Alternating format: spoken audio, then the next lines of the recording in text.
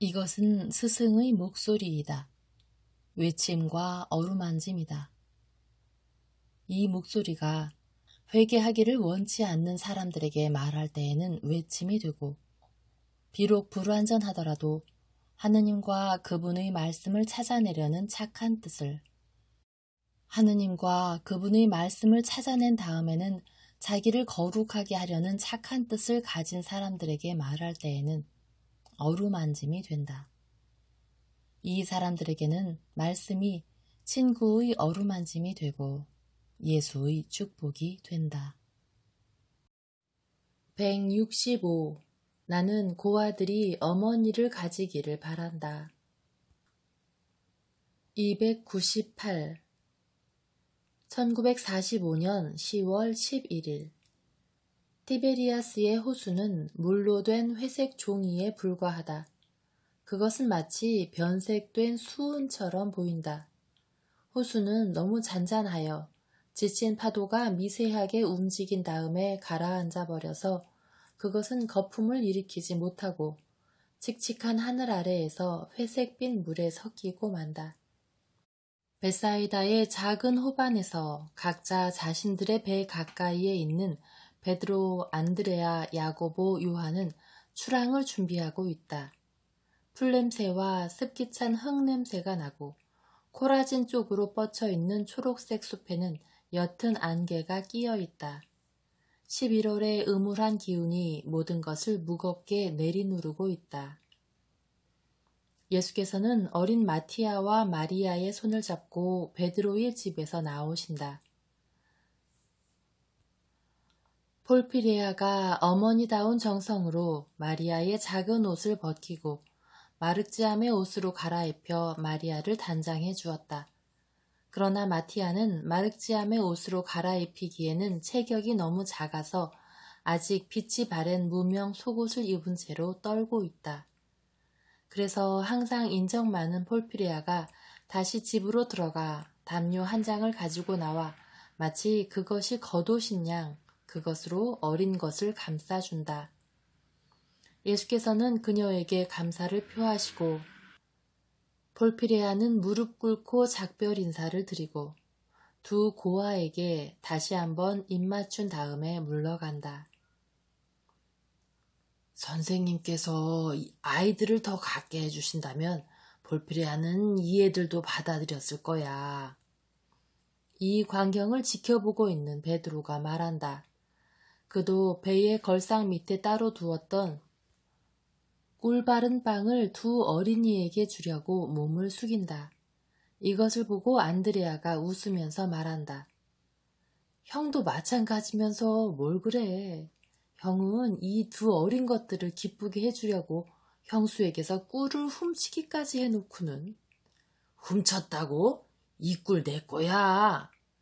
맞아. 하지만 형수는 그것을 마르지암에게 주고 싶어서 욕심내고 있어.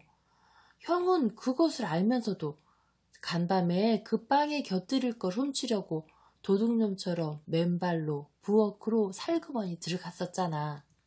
내가 형 봤거든. 엄마한테 손바닥으로 맞을까봐 무서워하는 애처럼 형이 주위를 둘러보는 바람에 막 웃었어. 이 몹쓸 잡자 같으니라고. 베드로가 웃으면서 자기의 동생을 껴안으며 말하자 안드레아도 자기의 형에게 입맞추며 말한다. 사랑하는 우리 형. 예수께서는 그들을 지켜보시며 빵을 먹고 있는 두 어린이 가운데에서 환하게 미소 지으신다. 다른 8명의 사도들이 베사이다에서 나온다. 아마 그들은 필립보와 바르톨로메오의 집에서 잤었나 보다. 서둘러라! 베드로가 소리 지르며 두 어린이의 맨발이 물에 젖지 않도록 한꺼번에 그 아이들 2명을 번쩍 안아 배 안으로 옮긴다. 너희들 무섭지 않지? 그는 무릎 위로 손바닥 너비 하나만큼 옷을 걷어 올린 채로 물속에서 철벅거리면서 아이들에게 묻는다.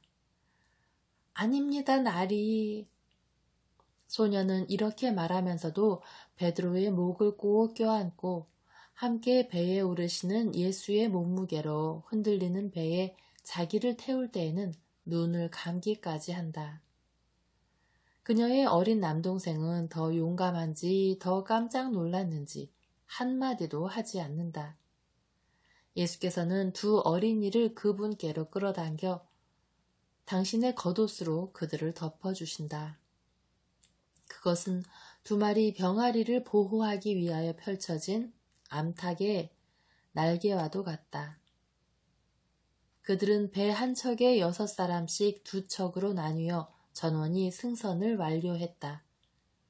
베드로가 승선용 널빤지를 치우고 배를 호수로 밀어낸 다음 배 안으로 뛰어든다.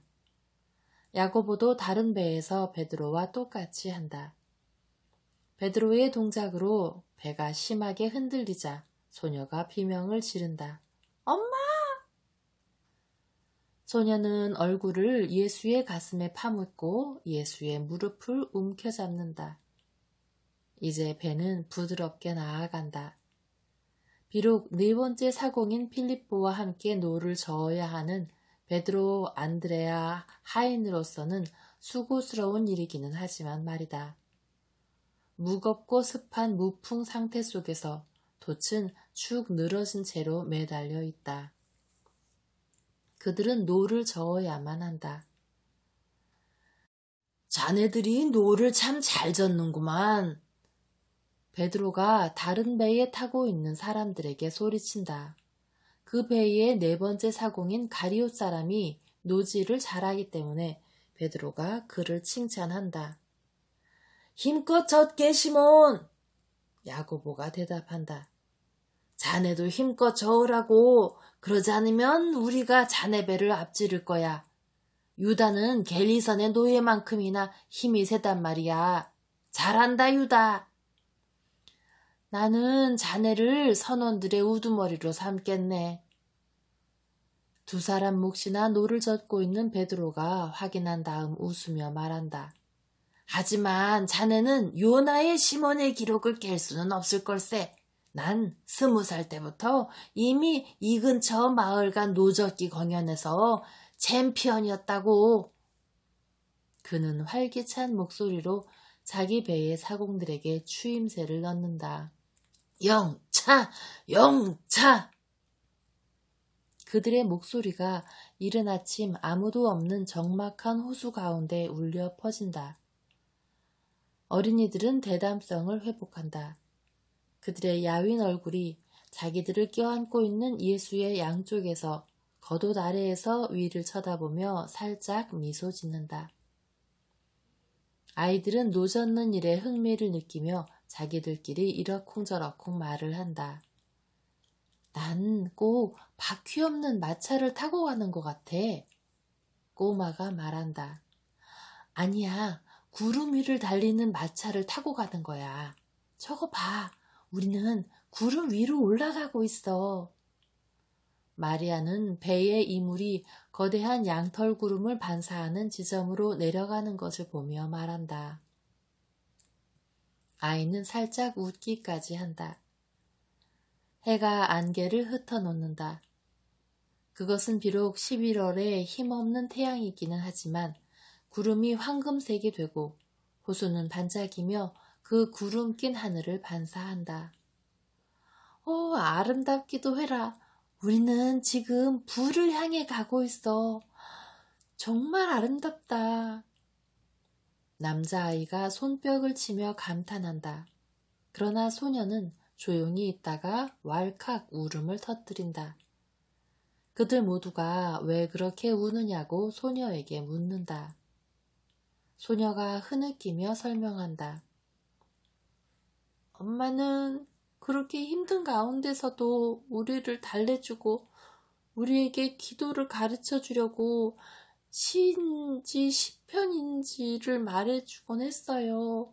그 시는 빛의 호수 같을 거고 하느님과 기쁨밖에 없고 구세주가 오신 다음에는 착한 사람들 모두가 가게 될 부드러운 빛이 있는 천국에 대해서 말했어요. 이 금빛 호수를 보니까 그게 생각나요. 엄마, 그러나 여러 가지 목소리의 말들과 어린 고아들의 탄식을 누르고 예수의 부드러운 목소리가 들려온다. 울지 마라. 너희 엄마가 너희를 나에게로 데려왔다. 너희 엄마는 내가 너희를 아이들이 없는 어머니에게 데려가고 있는 동안에 지금 여기 우리와 함께 있다. 그 어머니는 너희의 엄마가 있는 곳에 가 있는 자기 자신의 아기 대신 2명의 착한 어린이들을 얻게 된 것을 기뻐할 거야. 그 어머니도 울었으니까 말이다. 알겠지? 그 어머니의 아이도 너희 엄마처럼 죽었단다. 그럼 우리는 그 어머니한테 가고 그 어머니네 아기는 우리 엄마한테로 가겠군요. 마리아가 말한다. 바로 그거야. 그리고 너희 모두는 행복할 거란다. 그 부인은 어떤 사람이에요? 뭐 하는 사람이에요? 농사꾼이에요? 그분의 주인은 착해요? 어린 것들은 몹시 알고 싶어 한다. 그 여자는 농사꾼은 아니야. 하지만 장미꽃이 가득한 정원을 가지고 있고 천사처럼 착하단다. 그 여자의 남편도 착해. 그 사람도 너희를 사랑해 줄 거다. 선생님, 정말 그렇게 생각하십니까? 마테오가 약간의 의심을 가지고 묻는다. 나는 확신한다. 너희도 확신하게 될 거란다. 얼마 전에 쿠자는 마르지암을 자기의 기사로 삼기를 원했었다. 그건 절대로 안 됩니다. 베드로가 외친다. 마르지암은 그리스도의 기사가 될 거다. 그러니까 시몬아, 안심해라. 호수가 다시 회색으로 변한다. 바람이 불어 호수에 잔물결이 인다. 돛이 부풀고 배는 떨리면서 빠르게 항진한다. 그러나 어린이들은 새 엄마를 마음속에 그려보느라 더 이상 무서워하지 않는다. 우거진 녹음 사이에 흰 집들이 있는 막달라를 지나치고 막달라와 티베리아스 사이에 있는 들을 지나친다. 지금은 티베리아스의 첫 번째 집들이 보인다. 선생님, 어디로 갈까요? 구자의 작은 폭으로 가자. 베드로는 배의 방향을 틀며 하인에게 명령한다. 배가 작은 포구에 다가가는 동안에 돛이 내려지고 거기 들어간 다음 작은 부두에 가서 멎는다. 다른 배도 뒤따라와서 똑같이 한다. 배들은 피로에 지친 2마리의 물오리들처럼 나란히 정박해 있다. 그들 모두가 상륙하고 요한은 정원사들에게 소식을 알리려고 앞장서서 뛰어간다. 어린이들은 겁을 내며 예수께 바싹 다가서고 마리아는 그분의 옷을 잡아당기며 한숨과 함께 묻는다. 그 부인이요, 정말로 착할까요? 요한이 돌아와서 말한다. 선생님, 하인이 대문을 열고 있습니다. 요한나는 이미 일어나 있습니다. 아주 좋다. 여기서 기다려라. 내가 앞장서겠다. 예수께서 혼자 걸어가신다. 다른 사람들은 그분의 행위에 대하여 다소간 호의적으로 논평하면서 그분께서 가시는 것을 지켜보고 있다. 상당한 의심과 비판이 없지 않다. 그러나 그들이 있는 곳에서는 예수께 서둘러 다가와서 대문에서 거의 땅에 닿을 정도로 절한 다음에 예수의 왼편에 서서 정원으로 들어가는 쿠자만이 보일 뿐이다. 그 밖에는 아무것도 보이지 않는다. 그러나 나는 볼 수 있다. 나는 예수께서 그분을 자기 집의 손님으로 모시게 된 것이 얼마나 기쁜지를 표현하는 쿠자와 나란히 천천히 걸어가시는 것을 본다. 쿠자가 말한다. 제 요한나는 기뻐할 것입니다. 저도 기쁩니다. 그 사람은 점점 더 회복되어 갑니다. 그 사람은 저에게 여행에 대해서 말해 주었습니다. 주님, 그것은 얼마나 멋진 승리였는지요. 당신은 그것 때문에 언짢지 않았소. 요한나가 행복해합니다. 그 사람이 행복한 걸 보니 저도 기쁘고요. 주님, 저는 몇 달 전에 그녀를 잃을 뻔했습니다. 그럴 뻔했소. 그런데 나는 요한나를 당신에게 돌려주었소. 그것에 대해서 하느님께 감사하시오. 쿠자는 곤혹스러운 표정으로 그분을 쳐다본다. 그 다음에 그가 속삭인다. 주님, 선생님께서 저를 나무라고 계시는 겁니까? 아니요, 조언이요. 쿠자, 착하게 사시오. 선생님, 저는 헤로데의 하인입니다. 알고 있어. 하지만 당신이 원한다면 당신의 영혼은 하느님이 아닌 그 누구의 종도 아니요. 맞습니다, 주님. 저는 제 생활 방식을 고치겠습니다. 저는 가끔 다른 사람들의 눈치를 봅니다. 작년에 당신이 요한나를 살리고 싶어 했을 때도 남의 눈치를 보았겠소. 아닙니다. 저는 모든 평판을 잃을 위험을 무릅쓰고 그녀를 구할 수 있는 누군가에게 호소했을 것입니다. 당신의 영혼을 위해서도 그렇게 하시오. 당신의 영혼은 요한나보다 훨씬 더 귀하오. 저기 요한나가 오고 있소.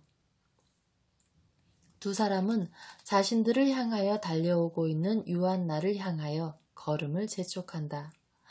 선생님, 저는 이렇게 빨리 선생님을 뵐 수 있으리라고는 생각하지 못했습니다. 선생님께서 어떤 허위로 선생님 제자의 집을 찾으셨으니까.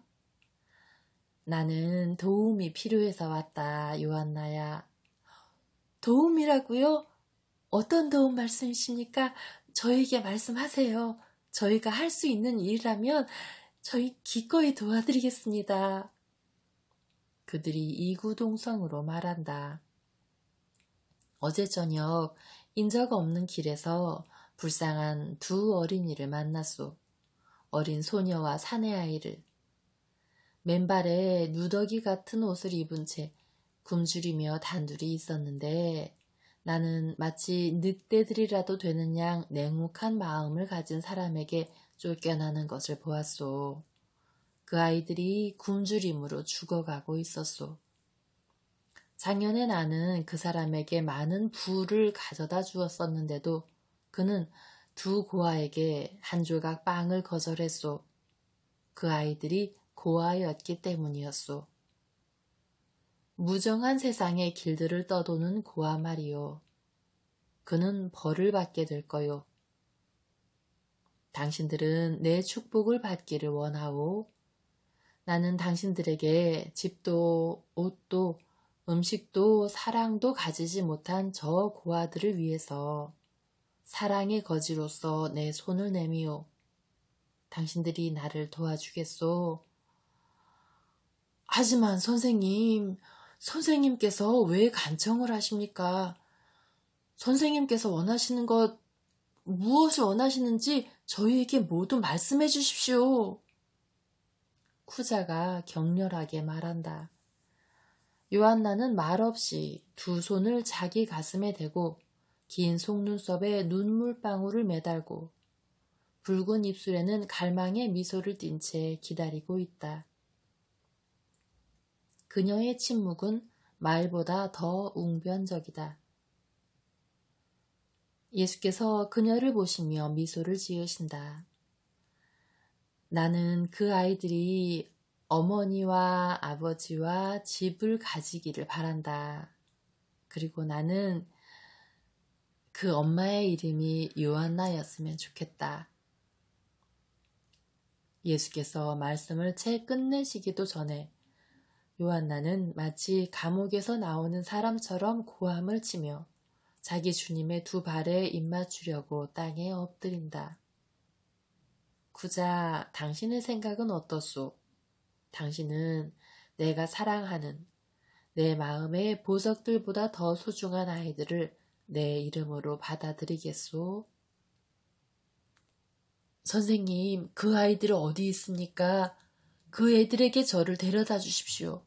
그리고 제 명예를 걸고 맹세합니다만 그 죄 없는 어린 것들의 머리에 제 손을 얹는 순간부터 저는 선생님의 이름으로 제가 그 아이들의 진짜 아버지처럼 그 아이들을 사랑하겠습니다. 그럼 갑시다. 나는 내가 헛걸음하지 않으리라는 것을 알고 있었소. 갑시다. 아이들은 버릇이 없고 겁을 내고 있소. 하지만 마음은 착하오. 나는 사람들의 마음속과 미래를 읽을 수 있기 때문에 당신들은 나를 믿어도 좋소. 그 아이들은 당신들의 결합에 평화와 일치를 줄 거요. 지금보다 미래에. 당신들은 그들의 사랑 안에서 당신들의 사랑을 다시 찾아낼 거고 그 아이들의 죄 없는 포옹은 당신네 부부의 가정을 위한 최상의 접착제가 될 거요. 그리고 하늘은 당신들의 사랑으로 인하여 항상 당신들에게 호의적이고 자비로울 거요. 그 애들은 대문 밖에 있어. 우리는 베사이다에서 오는 길이요. 요한나는 더 이상 듣고 있지 않다. 그녀는 어린이들을 애무하고 싶은 큰 욕망에 사로잡혀 앞으로 달려나간다. 그 다음에 그녀는 땅바닥에 무릎을 꿇고 두 고아를 가슴에 꼭 껴안고 그들의 야윈 뺨에 키스한다. 그동안에 두 어린이는 놀라 보석으로 장식된 겉옷을 입고 있는 아름다운 부인을 쳐다본다. 또 그들은 자기들을 쓰다듬어주고 마티아를 안는 쿠자를 쳐다보고 아름다운 정원과 자기들 주위로 몰려오는 하인들을 바라본다. 그들은 또 귀중품이 가득 찬 현관을 예수와 사도들에게 열어주는 집을 쳐다보며 감탄한다. 그리고 그들은 자신들에게 키스 세례를 퍼붓는 에스테르를 쳐다본다. 어린 떠돌이들에게 꿈의 세계가 열린 것이다. 예수께서는 지켜보시며 미소 지으신다.